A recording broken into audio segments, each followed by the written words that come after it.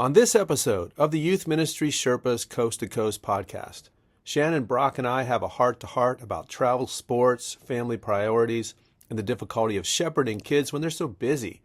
Steve's on the other side of that journey as a parent, and Shannon's just entering it, so we can relate to both sides of the questions, and we think our conversation will be really helpful. By the way, we recorded this in December, and that was right after a fire nearly destroyed Shannon's church. And as you know, those fires continue to devastate California, and they're hitting really close to Brock and extremely close to Shannon, so we appreciate your prayers for them and for their communities. If you want to know how to help, email us at youthministrysherpas@gmail.com, and Shannon can hook you up with some very local places to donate. Thanks a lot. So, without further delay, roll down the windows and let's get started.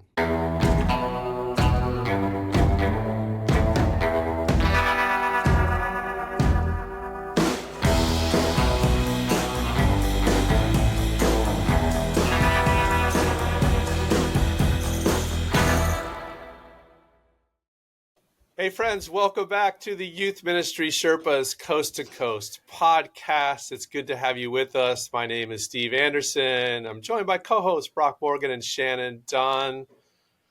Guys, how's it going? It's been a long time. It has been too long. We have all been so busy, but we are still alive, still well. We're part of the Download Youth Ministry family of podcasts. We haven't done one for a while, so it's good to be back together. Oh my goodness. Shannon is sending us videos of her church almost burning to the ground, which is really terrifying. It's Malibu terrifying. is amazing. It's terrifying because it has already burnt down in 2007. Did it really? In a fire that started in the same spot. And so we got lucky this time.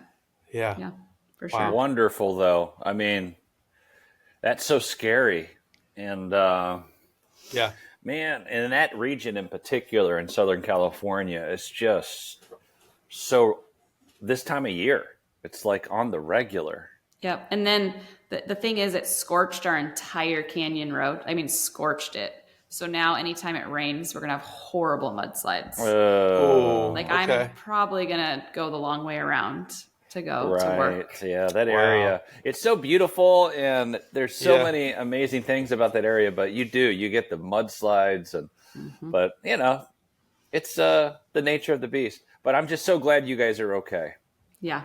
Shannon, Malibu's not only in the news for fires. There's happy news coming out of Malibu also. I saw on my Facebook feed.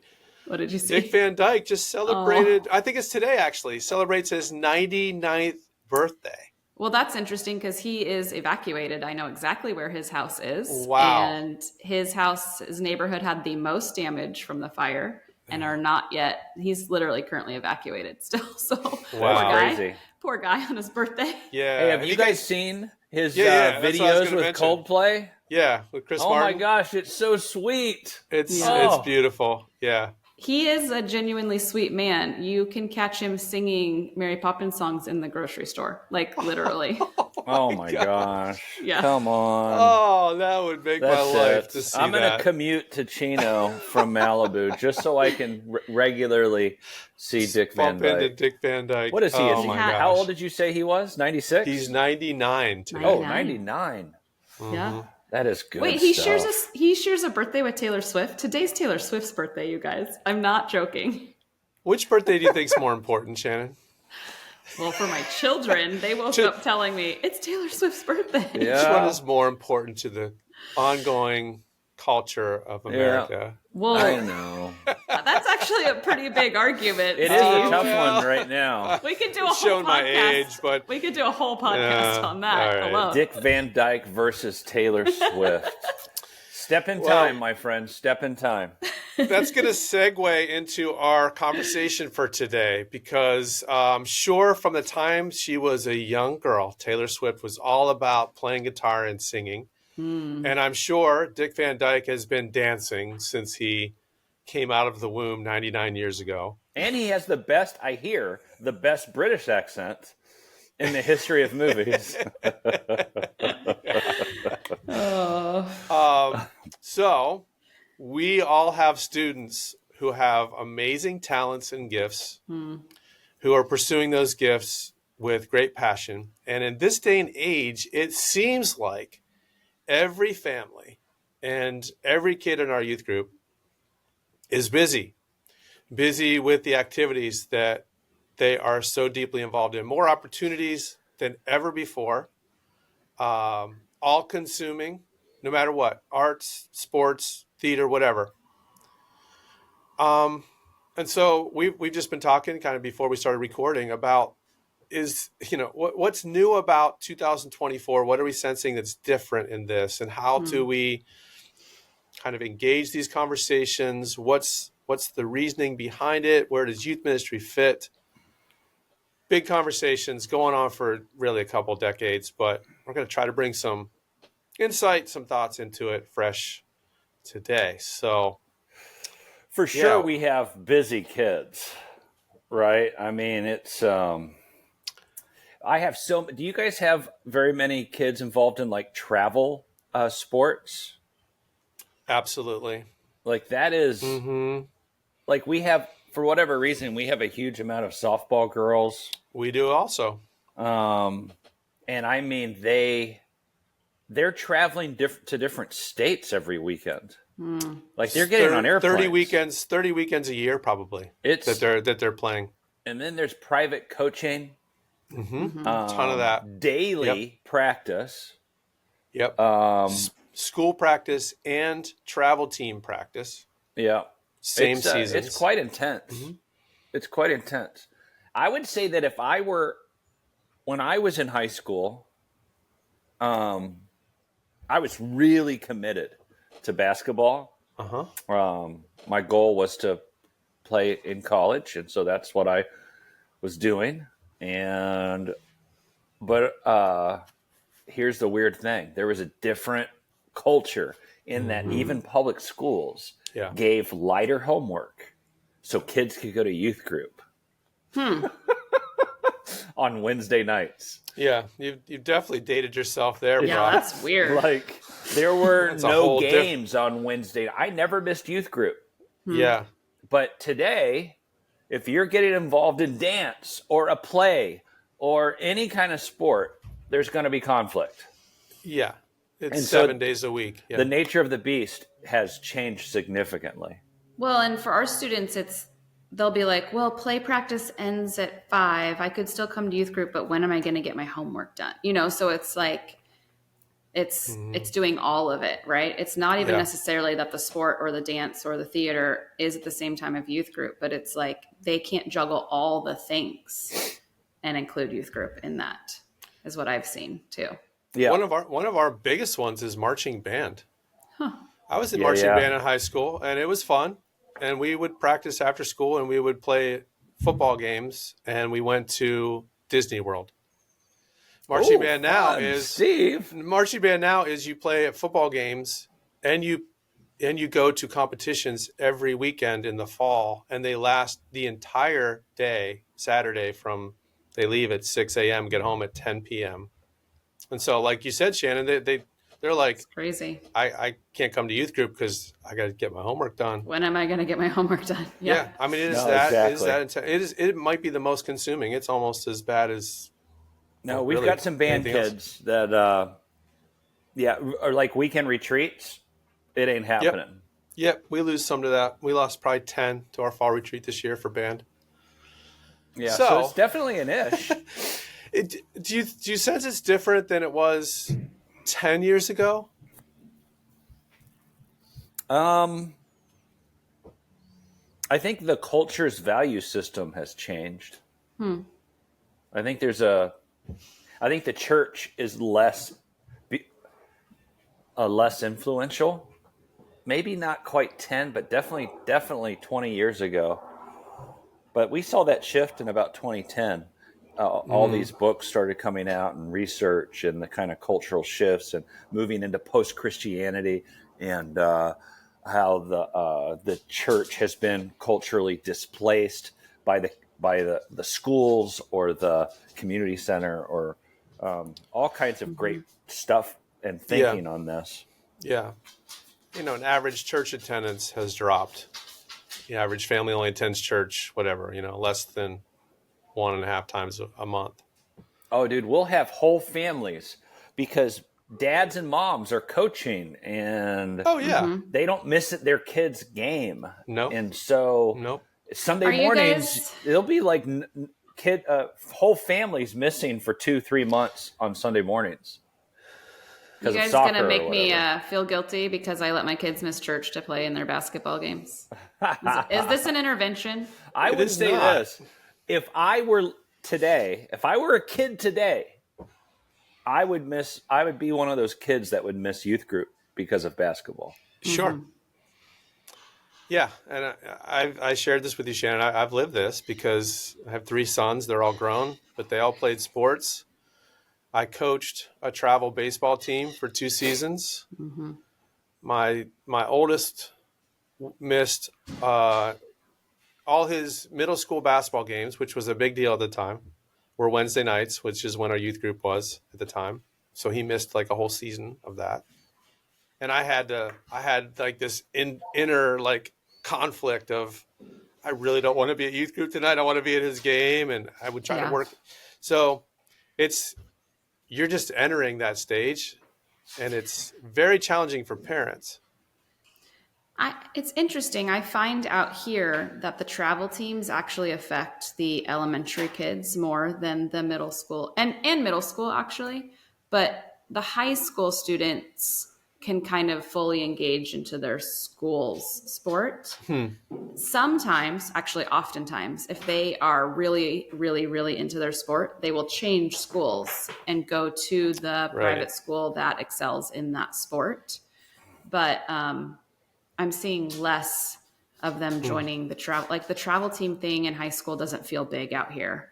They're really engaged in their high school. Yeah, our travel team is mostly softball. So that's the big travel. Everyone else tends to then jump into their high school sports. And we've got Chino Hills High School here, and it's a great sports school. And so it's kind of prestigious. You know what's funny is the school that all the kids leave to do sports at is the local Christian school, because we have this just big, private, fancy, expensive Christian school that is well known for sports, built the best stadiums. And so in a weird way, the fact that all our athletes leave to go to the Christian school ends up impacting our youth group because they are now ingrained in the Christian community at their school. And so they don't feel like we kind of had that conversation. This is a whole other topic. Oh my gosh. That's how sports affect us, you know? So many factors. But I mean, you can't, right? I think before I had kids and when I was a young youth pastor, I often just said like, parents aren't prioritizing faith in church. That's not fair. And that's really not what the conversation is, right? Like that's a very one-sided perspective. And now I'm like, well, my kid made a commitment to a team. If a game is on a Sunday, she can't bail every Sunday.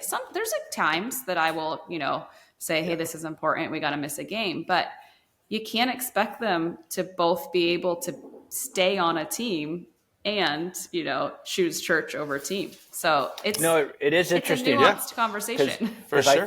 I think that's the cultural shift.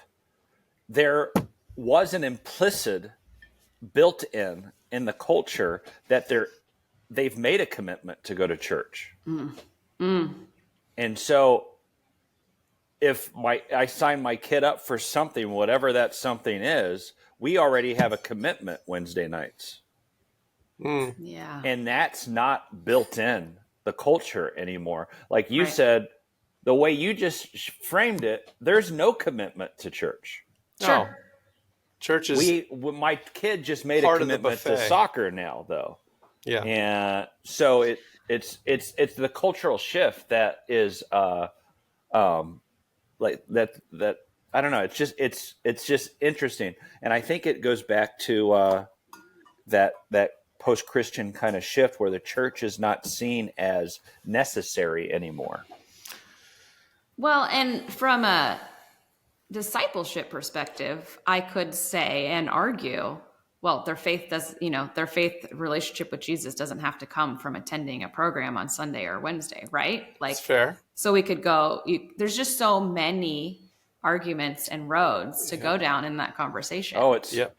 It's actually a fun little convo. Are we going to get to the answers today? I've got the answers right here. Okay. I'm reading this book by Andrew Root, The End of Youth Ministry. I haven't finished it yet, so I can't give you his final responses. But I'll just try to summarize what I've read so far. The essence of what Andrew's trying to do is it's written kind of as a parable. He talks to some imaginary parents about their kids, and he has 3 sets of parents with different perspectives. What is it that parents are looking for? And assuming, of course, first of all, it's mostly written to middle-class parents.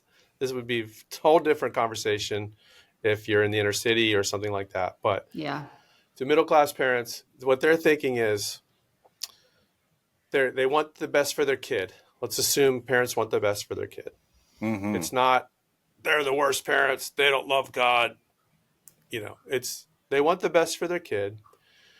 And what they want is for their kid to find what he calls their thing. I feel like the highest value is finding their thing, the thing that makes them excel, the thing that brings them joy, happiness, success. And so the parents' search is for the thing, and every kid needs a thing, whether it's dance, theater, guitar, soccer, lacrosse, whatever. Field hockey. Yeah. We're not going to go there, Brock. Online gaming. What do they call sports when it's online sport? Yeah. What do they call it? What's the name for it? Why am I blanking? Anyways. So parents want their kid to have the thing. They also want them to have like the values that youth ministry brings, but they don't see it as like the urgency. There's not an urgency behind it. Like you described, Shannon, there's a tournament this weekend and my team needs me and I signed up for this. And so they're going to choose that other thing most of the time. And it's probably what their kid enjoys more. And so somehow the conversation needs to be about what value youth ministry is really providing, not in competition, but more of an underlying, like foundational thing that we can bring to students and how we do that. And we're probably not going to finish that conversation today. More than just guilting parents into, well, you need to have better priorities and get your kid to youth group. Because we're not going to win that. We're not going to win that war. Do you think there is a role for the youth worker to help pastor parents, help disciple parents in their thinking? Sure. I think that, we can talk about some solutions, and I think we should in a minute, but I feel like the youth pastor's heart is, I really want this kid, when they go to college, to thrive in their faith. Yeah. And I'm not going to now see them for 6 years. Yeah, that's right. And you checked out in 8th literally grade for basketball. It's that significant and permanent of some choices. Occasionally you will, for example, we have a girl in our youth group named Maddie. She hasn't come to youth group all semester because of softball. And she's good. But she's just decided on her own, oddly. I don't know. I haven't gotten the story, but she just told her coach, I can't do Wednesdays anymore. And so I don't know if there's this parenting thing that kind of helped her think through this. If there was someone who had I don't know. But I know that it was her choice. It wasn't mom and dad, because they were just, hey, whatever you want to do. You love this. Yeah. But this girl made a choice. Now, sociology 101. This is the pastor's heart. Our thinking is shaped. Our belief system is shaped by those we spend the most time with. So we know from research that conversation with parents is next to nothing. It's almost zero with fathers, and mothers the conversation is transactional. What time do I need to pick you up from school? When is practice? Did you do your homework? Have you done this or that? It's informational. And so it's not even discipleship oriented or heart oriented a lot of times. I mean, that's the research. So we're not having in-depth regular conversations, parents with their kids. Okay, then where are they being shaped? They're being shaped by their peers, because individuation is happening. They're pulling away from mom and dad so that they can kind of figure out who they are. It's important they do this. And now they're vulnerable for a short period of time to outside voices, which is good. That's important. But who they hang out with most is going to shape their thinking. Mm-hmm. And so as a youth pastor, I'm like, she's doing dance and she's committed. And I literally haven't seen her for 4 years. Yeah. And what that does at the very beginning of that journey, she made a choice. That kid made a choice to do dance or softball. And then it becomes so hard to step back into the youth ministry because there's no friendships there anymore. No. She's lost the connection, the relational connection. So then the parents are like, well, so that's my youth pastor's heart with parents is like, okay, I know that she has a tournament this weekend. We only do 2 retreats a year. She plays 30 tournaments a year. Yeah. She needs these relationships or she's gone like she's done. Like she's touched orbit and spun away like a bad moon. That's what's not appreciated is how fragile relationships are when you're a kid today. Yeah. Social anxiety is huge. I don't feel like I know anyone anymore. So literally one season of disappearing, maybe they try youth group once and they feel uncomfortable. It's over. Yeah. And you're like, I've seen it happen. And the problem is I've seen this over and over. And like, this is documented over and over. And your heart, your anecdotal heart, and data driven, both. Yes. Like your heart just goes, oh man, but and what can you do? So Shannon, now you are entering the journey as a parent. That's all I can think about while you guys are talking. Yeah, which is, and so I'm just going to practice what I would say to you. Okay. Maybe. Mm-hmm. That, what's your oldest daughter's name? Penelope. Oh my gosh. I love that name so much. That is a great name. Your kids have great names. Oh.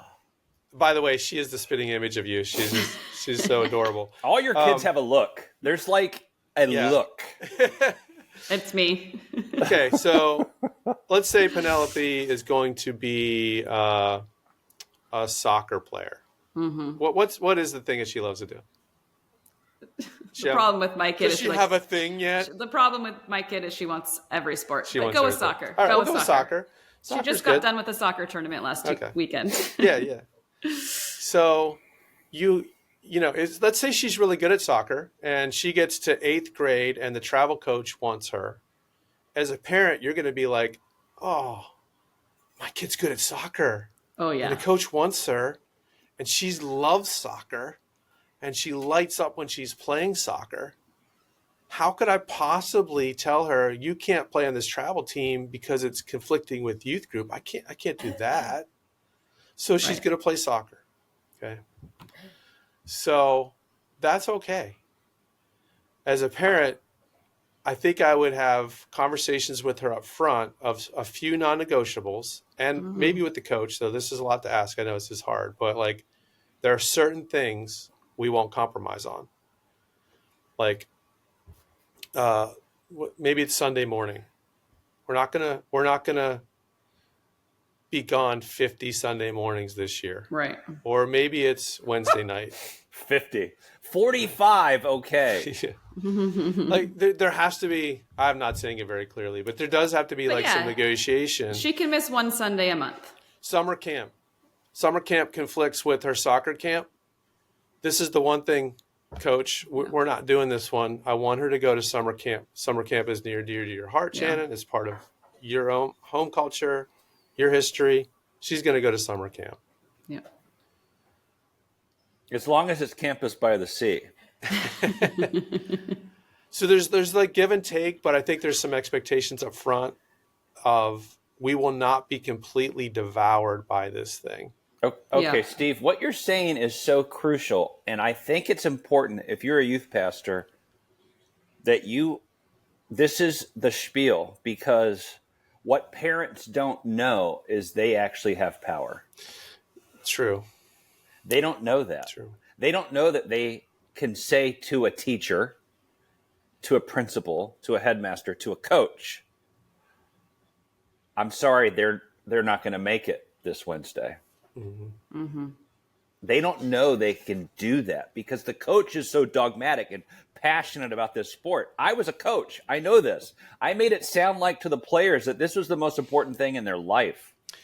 But Brock, the pushback on that is the kid is thinking, if I don't go, I lose my PT. I'm sitting the bench. You might not start if you miss practice. My kid would scratch and claw for every second of playing time in basketball. And as a parent, I'm like, I don't want to do anything that would hinder that trajectory. It's so hard. It's hard. The other encouragement I have for myself that I would give to parents too, and I'm not great at this, but I've been pretty intentional about this, is we know that we want many adults pouring in to our children in their faith journey.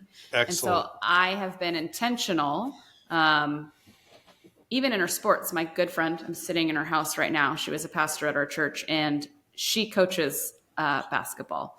And so I've been knowing she loves Jesus and she's going to be an incredible mentor for my kid. I've been intentional about letting her be on, do basketball to be around this person, and other scenarios too, right? Where you're like, okay, I'm going to make sure my kid has time with these people, these youth leaders, these things. Right. And so it's like, okay, this month they're going to miss every Sunday, but where are the other places that my kid can engage in their faith journey?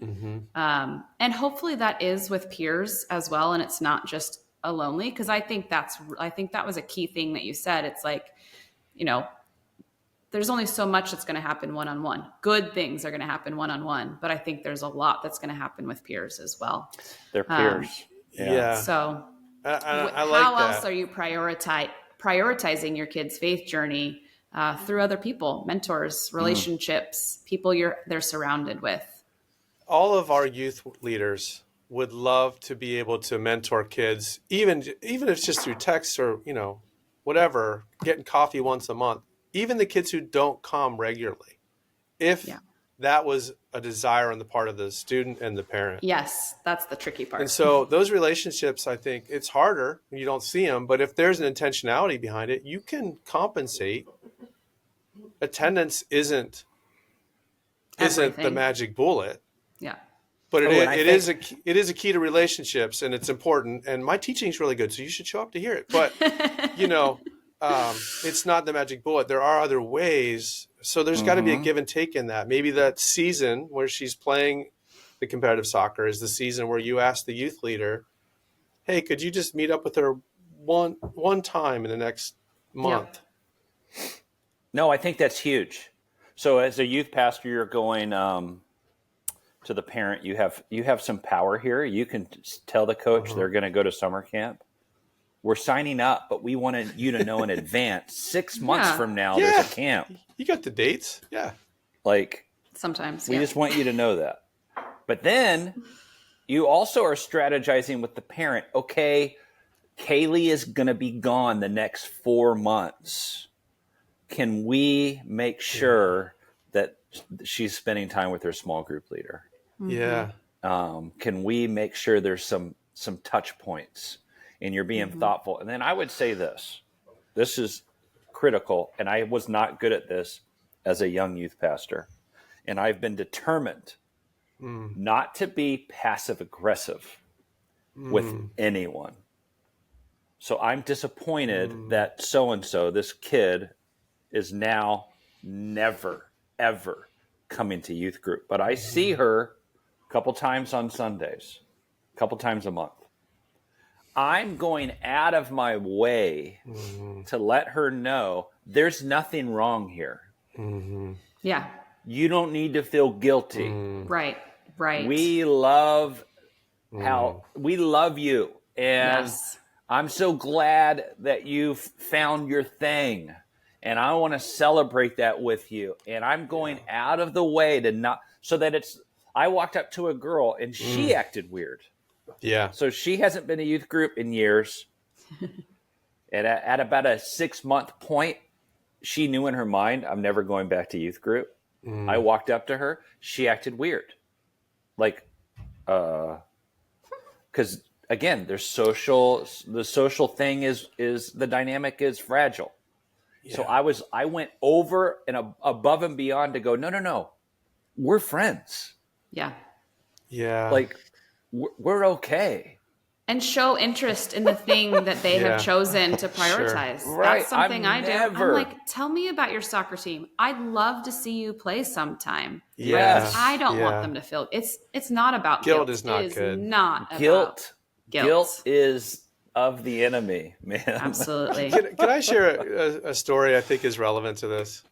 I have a really good friend who we're just family friends, and they're part of our church, and he has 2 sons. And he occasionally listens to the show, so he might even hear this. The oldest son is now a freshman in high school, and Luke has coached his sons. They play baseball. Luke is a fantastic tennis player, but they've been all about sports. Their kids are very athletic, and Asher's now a freshman, plays baseball, like year-round, pretty much as you can in Maryland. Hardly ever see him at youth group. So I reach out to Luke, and I'm walking that balance between, hey, I really miss Asher because I like Asher. And I love you, Luke. And I don't want him to miss out on 4 years of relationship with me and all the great youth leaders in our ministry. But how do I do that without like making Luke feel guilty that Asher's not coming on the retreat? So I'm walking that balance. And I've even said to him, I'm not trying to lay guilt on you or pressure you. I just want you to know I care about you and your family and want your kid to be engaged. And hopefully he has the freedom to be like, stop pestering me. You know, it's hard because I don't want to be the passive aggressive one, Brock. I don't want to do that. It's easy. It's so easy when we feel disappointed.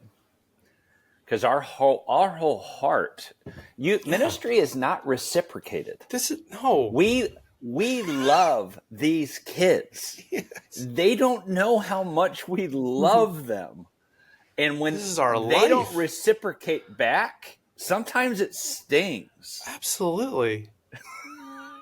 You're missing this thing you're missing my thing. Yes. Like, oh my gosh. Like, I love you. I want you to thrive. And there's no, like, they don't get that we're family. They don't know we're family. They don't get it. Yeah. And that can hurt. And so you kind of want to pull away, or they're not open to this, then I'm pulling away a little. We got to go the opposite. It's like that Seinfeld episode where George finds his new religion. And it's opposite George. Do the opposite of what George naturally wants to do. And that's what you have to do in that scenario. You go the other way. That's excellent. That's excellent. You know what I would do passive aggressively?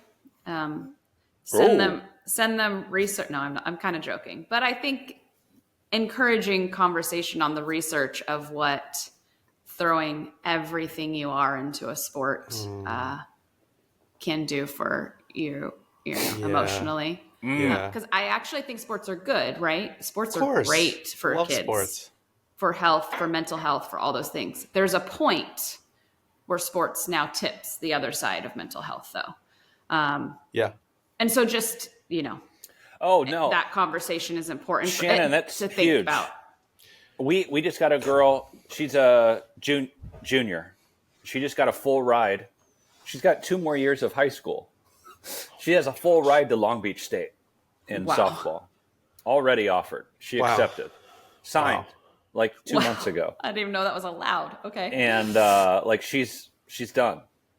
Yeah, I know. I thought there was like a date thing, but no, she's in. Yeah, but she has never been on a retreat. I love this kid so much. She's one of those kids that she walks in the room and makes a difference. Yeah. Like she just loves her friends. She loves our leaders. She loves Jesus. But there's been so much pressure. Brock, if I go on the summer camp, a scout may not see me. And that thing over the last 3 years, I've watched crush her. Yeah. So she now her goal happened. She got the scholarship. Wow. The fight is over. It's done. She picked her school 2 years in advance. Wow. And I walked up to her and I could tell the light is gone from her eyes. And I went, "Are you okay?" And she just fell into my arms bawling. Oh my. The weight of this whole thing finally just hit, like the pressure just finally hit her. And she doesn't know what to do with herself now. Yeah. She's not doing well. I prayed with her. I spent some time with her. She needs more time with her small group leader, who is the best. She's my daughter, actually. Yeah. What a great role for the youth worker to step into then. Right. In that moment, it's not about pressuring them to show up. It's about just meeting them where they are, loving them where they are, and being someone they can trust. Yeah. That's good. This switches gears a tiny bit, but I think it's important to just ask the question of, do you, as a youth pastor, make any programmatic changes based off of Good this? question. I'll just share that I know that our youth group has found success going on Sunday nights because it doesn't conflict with high school sports. Yeah.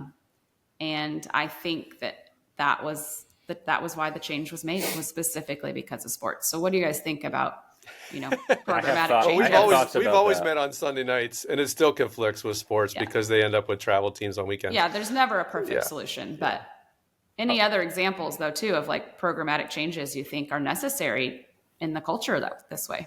So we used to meet Sunday nights, and I found success with getting more kids to show Sunday nights. And then we moved a few years ago to Wednesday nights. And I have found less kids able to show. But here's why I haven't moved back to Sundays. And here's why I moved away from Sundays. And I noticed huge. When we moved to Sunday nights, a significant amount of kids stopped coming Sunday mornings. We never saw them at church. And I decided to prioritize Sunday mornings over Sunday nights. That was really hard for me as a youth worker. It's interesting. When we moved to Wednesdays, Sunday morning attendance increased. And then I started plugging kids in and giving them roles Sunday mornings. So they're on our worship team. They're on our prayer team. They're working in kids ministry. They're checking people in. They're on the welcome team. They're setting up. They're tearing down. And for me, it was just a calculated choice that would hurt my attendance. Yeah. But man, recently, because of all of our kids' busyness and so many, our youth group we're growing, like we're getting big, but which means the number of kids who can't come Wednesdays is increasing also. And I've been tempted to go back to Sundays for, I don't want to call it selfish reasons, but almost selfish reasons. Yeah. I don't know what to do, Shannon. Well, you know what I like about the Sunday morning Wednesday is the 2 touch points too. It's like, otherwise you've got a whole week, It's hard to know. But there are no easy answers. No, pick a night and go with it. That's what I say. Yeah. Part of it is any kind of connections that can be drawn outside of meeting together. Yep. And that's Very the hard, especially when your ministry gets larger and you just have so many kids. It's very, very difficult.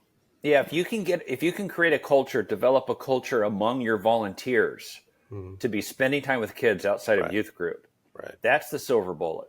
Yeah. Absolutely. That's a lot, but it's worthwhile. Good. All right, guys. This has been a great conversation. We solved it all.